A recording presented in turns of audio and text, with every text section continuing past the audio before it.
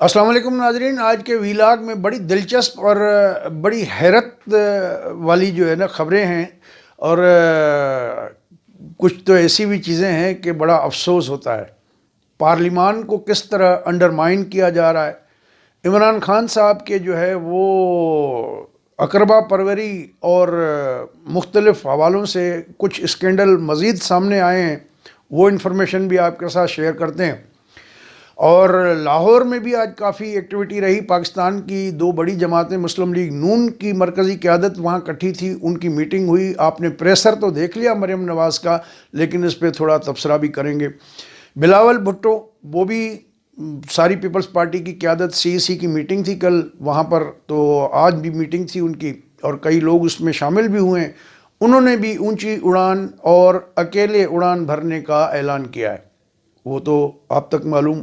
ہو چکا ہوگا آپ لوگوں کو، لیکن اس پہ ہم تھوڑا سا معلومات بھی آپ کو دیں گے، تبصرہ بھی کریں گے۔ اور اکبر ایس بابر جو پی ٹی آئی کے پرانے بنیادی اراکین میں تھے، انہوں نے ایک اور نیا کٹا کھولا ہے اور ایک نیا انکشاف کیا ہے، اس کے بارے میں بھی آپ کو بتاتے ہیں۔ اس سے پہلے تمام دوستوں سے گزارش ہے کہ جن دوستوں نے ہمارا چینل سبسکرائب نہیں کیا، حسب روایت آپ لوگوں کو درخواست کرتے ہیں کہ چینل کو سبسکرائب کر لیں، بیل بٹن کو بھی دبا دیں تاکہ اپلوڈ ہونے والی ویڈیو آپ کو پہلے پتہ چل جائے۔ اور اگر یہ پروگرام اچھا لگے تو دوستوں کے ساتھ شیئر بھی ضرور کر دیجیے گا۔ تو سب سے بڑا پہلا حیران کن اور عجیب غریب معاملہ تو یہ ہوا کہ آج پارلیمان کی جو کمیٹی کی میٹنگ تھی، پبلک اکاؤنٹس کمیٹی کی، اور مسلم لیگ نون کے رانا تنویر ان کو چیئر کر رہے تھے، اور اس میں چیئرمین نیب کو آنا تھا اور نیب کی جو کارکردگی ہے وہ بتانی تھی۔ وہاں پر صحافیوں کو باہر نکال دیا۔ عجیب بات ہے کہ شفافیت کی دعوے دار حکومت جو ہے وہ کہتی ہے ان کیمرہ ہے لہذا صحافیوں کو باہر نکالے، جس پہ دیگر جو جماعتیں تھیں، جو اراکین ہیں پبلک اکاؤنٹس کمیٹی کے، انہوں نے احتجاج کیا کہ بھئی یہ کیا ہے، اس کو ٹرانسپیرنٹ رکھیں، ایسی کون سی بات ہے جو نیب کرنے والی ہے اس ادارے میں اور وہ ان کیمرہ ہوگی۔ بہرحال کھودا پہاڑ نکلا چوہا، بعد میں پتہ چلا کہ جی عمران خان صاحب نے ایک لیٹر لکھا ہے، چیئرمین نیب کو کہا ہے کہ وہ پارلیمان کو جواب دہ نہیں ہے، لہٰذا پارلیمان کی کسی بھی کمیٹی کے سامنے وہ پیش نہ ہو۔ اور یہ نیب کے جو پرنسپل اکاؤنٹ افسر تھے، انہوں نے جا کے خط پیش کر دیا۔ اب وہ خط جو ہے وہ عمران خان صاحب کا ڈائریکٹ پرائم منسٹر کا تھا، تو وہ اصولی طور پہ تو کابینہ ڈویژن کی طرف سے آنا چاہیے، یہ اعتراض بھی اٹھا لیکن اس کی کوئی خاطر خواہ وضاحت نہیں ہوئی۔ تو بہرحال یہ ایک دوسرے کو نیچا دکھانے والی باتیں اپنی جگہ پہ، حکومت اپوزیشن ایک دوسرے پہ الزام بازیاں بھی کرتی ہے اور اس طرح کا معاملہ ہوتا ہے، لیکن یہ آپ نے پارلیمان کو انڈرمائن جو کر رہے ہیں، پارلیمان کی بالادستی کمپرومائز کر رہے ہیں۔ اور چیئرمین نیب کیا چیز ہے؟ ہر ادارہ پاکستان کا، تمام ادارے جتنے بھی کانسٹیٹیوشنل باڈیز ہیں، سب پارلیمان کو جواب دہ ہیں۔ تو سیاسی مخالفت اپنی جگہ پہ، لیکن کس کاسٹ کے اوپر آپ پارلیمان کی اتھارٹی کو انڈرمائن کر رہے ہیں؟ کون سی پریسیڈنس یہ سیٹ کر رہے ہیں اور کس طرح پارلیمنٹ کی بالادستی کو آپ جو ہے وہ کمپرومائز کر رہے ہیں؟ تو بہرحال یہ بڑی افسوسناک ایک واقعہ ہوا۔ اور اس کے علاوہ آج جوڈیشل کمیشن آف پاکستان کا اجلاس بھی ہوا، جس میں جو لاہور ہائی کورٹ کی سینیارٹی لسٹ میں چوتھے نمبر پہ جج ہیں جسٹس عائشہ ملک صاحبہ، ان کے حوالے سے بھی ریکمنڈیشن فائنل ہو گئی۔ اور اجلاس میں جو ہے 9 اراکین تھے، ان میں سے جو 5 اراکین ہیں انہوں نے ان کی نامزدگی کے حق میں ووٹ دیا، اور 4 جو ممبر تھے انہوں نے اس کی مخالفت کی اور کہا کہ سینیارٹی کے اصول کو نظر انداز نہیں کرنا چاہیے۔ اور اس کے بعد وزیر قانون جو ہیں انہوں نے فروغ نسیم صاحب سے جب پوچھا گیا تو کہ جو جسٹس قاضی فائز عیسیٰ صاحب ہیں کیا انہوں نے مخالفت میں ووٹ دیا، تو انہوں نے کہا کہ میں حمایت میں ووٹ دینے والے جو 5 ہیں ان کی نشاندہی کر سکتا ہوں، جس میں انہوں نے بتایا کہ chief justice of Pakistan justice Gulzar Ahmed Khan sahib, justice Umar Ata Bandial sahib, اور ریٹائرڈ جسٹس سرمد جلال عثمانی، اور وزیر قانون خود فروغ نسیم، اور اٹارنی جنرل آف پاکستان جو ہیں، یہ 5 ووٹ جو تھے وہ عائشہ ملک صاحبہ کی ایلیویشن کے حوالے سے فیور میں تھے۔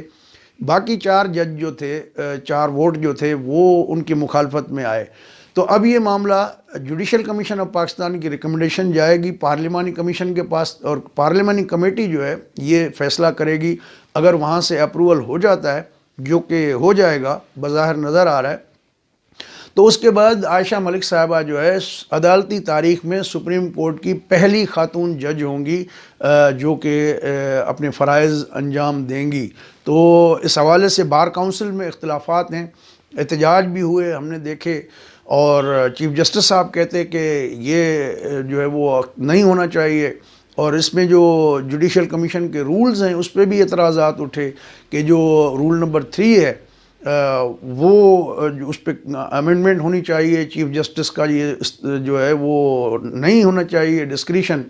تو بہرحال یہ چیزیں اپنی جگہ پہ ہوئیں, یہ بھی ایک کنٹروورشل ایشو تھا, لیکن چونکہ ظاہر ہے کہ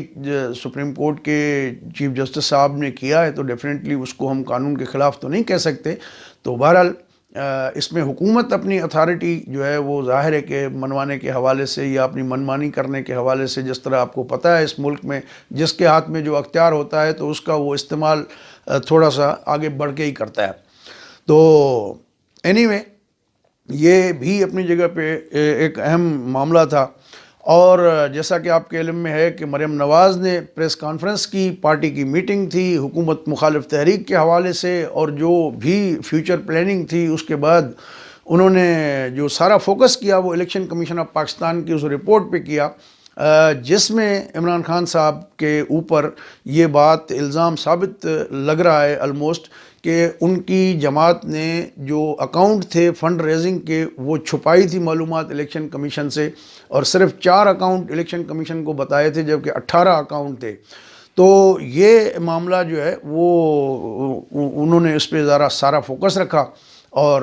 وزراء بھی سارا دن جو ہے وہ ان کو ٹارگٹ کیے رکھا, اپوزیشن کی دونوں جماعتوں کو. بلاول بھٹو وہ بھی لاہور میں, اور وہاں پر کچھ کشمیر سے اور کچھ پنجاب کے لوگ جو ہے وہ پارٹی میں شامل ہوئے, اور وہ کافی ابھی ٹائم بھی دے رہے ہیں کہ پنجاب پہ فوکس کیا جائے کسی طریقے سے. آئندہ الیکشن سے پہلے پیپلز پارٹی جو ہے اپنا ایک پنجاب میں پنجہ گاڑ لے اور کوئی سیاسی حمایت مل جائے.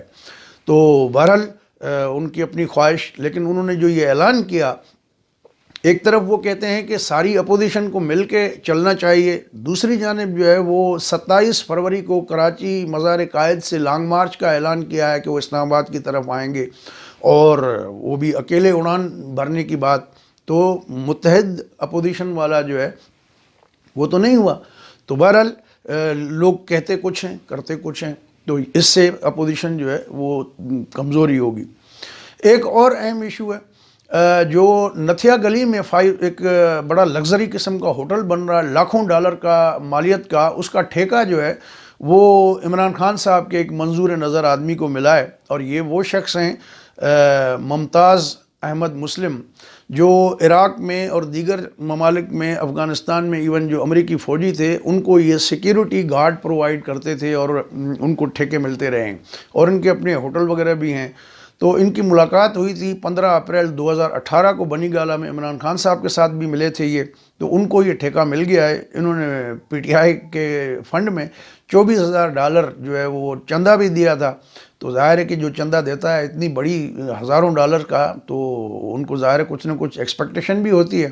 تو جو یہ بات کہتے ہیں کہ جی ہم سارے کام میرٹ پہ کرتے ہیں, تو اس کی ایک یہ بھی جھلک ہوئی. اور اس کے ساتھ ساتھ جو ہے آخر میں جیسا کہ ہم نے آپ کو بتایا کہ وہ اکبر ایس بابر جو پی ٹی آئی کے پرانے بنیادی رکن ہیں, انہوں نے آج ایک نیا کٹا کھولا ہے, اور انہوں نے بتایا کہ دبئی میں ووٹن کرکٹ لمیٹڈ نام سے ایک کمپنی ہے, اور وہاں سے $2.1 ملین کا چندہ پی ٹی آئی کے اکاؤنٹ میں آیا. وہاں جو ہے وہ دبئی کے جو قوانین ہیں یا یو اے ای کے قوانین ہیں اس کے مطابق وہ فنڈنگ نہیں ہو سکتی, لیکن ان کا دعویٰ یہ ہے کہ یہ جو چندہ آیا ہے یہ اصل میں ابراج گروپ آف کمپنیز کے جو عارف نقوی تھے, بہت بڑے انویسٹر بھی ہیں اور عمران خان کے فائنینسر بھی رہے, تو یہ کمپنی بھی ان کی ہے اور انہوں نے عمران خان کو یہ فنڈ دیا تھا. تو یہ جتنے بھی دے رہے ہیں یہ کوئی عام آدمی نہیں ہے, سب کے انٹرسٹ ہیں اور اس کے بدلے میں وہ دگنا تگنا جو ہے وہ اپنا ظاہر لیتے رہے ہیں. تو ناظرین دیکھتے ہیں کہ اب الیکشن کمیشن کے پاس اتنے جب ثبوت اور شواہد اکٹھے ہوئے ہیں تو کیا وہ پی ٹی آئی کو کالعدم قرار دیتے ہیں, اس پہ پابندی لگاتے ہیں یا کیا ہوتا ہے. تو دوستو اگر یہ پروگرام آپ کو اچھا لگا ہو تو اپنے دوستوں سے شیئر کیجیے گا. اگلے پروگرام تک اجازت دیں, اپنا خیال رکھیے گا. اللہ حافظ.